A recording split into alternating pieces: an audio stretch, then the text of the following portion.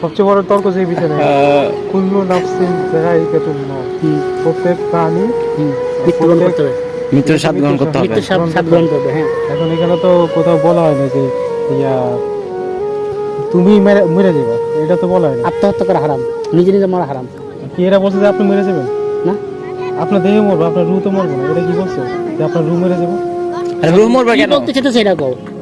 মনে করেন আপনি মরে গেছেন, হ্যাঁ আর আপনার রুট তো বাচ্চা আছে, হ্যাঁ আপনার আপনার শরীর তো মাটিতে যাবে, হ্যাঁ। তো রু তো আরেক জায়গায় চলে যাবে। না, রু রু এখন এখন আপনার আপনার দেহ তো আর কোনো দাম নেই যদি রু না থাকে। হ্যাঁ। তা কবরে কি প্রশ্ন জবাব দেবে?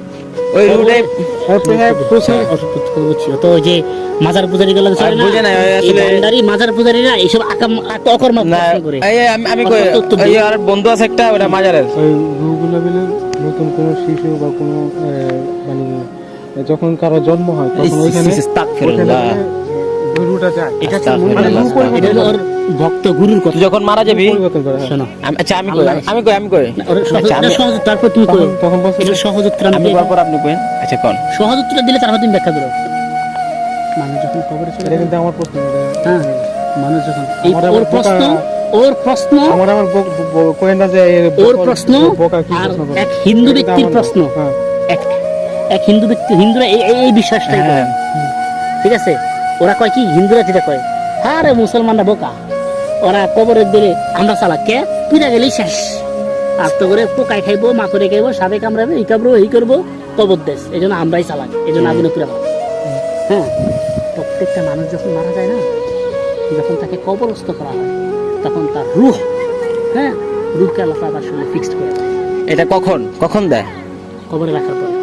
রাখার পরে না, কবর রাখার পরে। না, আগে তো রূহ থাকেই, রূহ যখন তো কবরস্থ করা হয় তখন রূহ এখানে চলে আসে। আচ্ছা এটা প্রশ্ন, আপনারা ধরেন ধরেন যে চলে আসে, এটা লেখা আছে যখন মাইয়াতকে যে কুল্লু নাফসিন তার ফালতু কথা তো, কোনো হ্যাঁ। কিছু না। প্রত্যেক প্রাণী প্রত্যেক প্রাণী প্রত্যেকটা প্রাণীকেই মৃত্যুর স্বাদ গ্রহণ করতে সাহায্য হবে। গ্রহণ করছে, এটা তো রুহ মৃত্যুর গ্রহণ স্বাদ করছে। বলতে কি? দুনিয়া থেকে সে বিদায় দিবে, তার রূহ এটা থাকবে। এটা চলে যাবে অন্য জায়গায়। ইল্লিয়িন, সিজ্জিয়িন, মানে জান্নাতের সাথে একটা সম্পৃক্ত দরজা, আর জাহান্নামের সাথে একটা সম্পৃক্ত দরজা।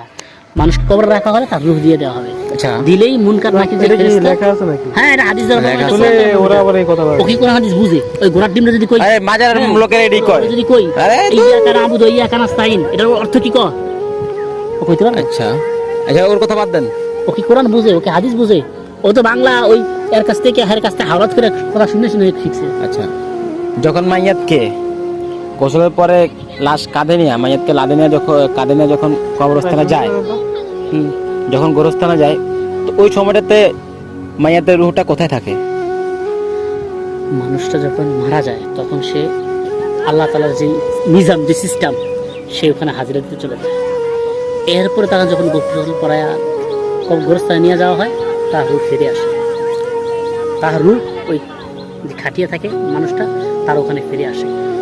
ঠিক আছে, ফিরে- মানে মাইয়াতের পাশে থাকে রুহটা। হ্যাঁ, পাশেই থাকে।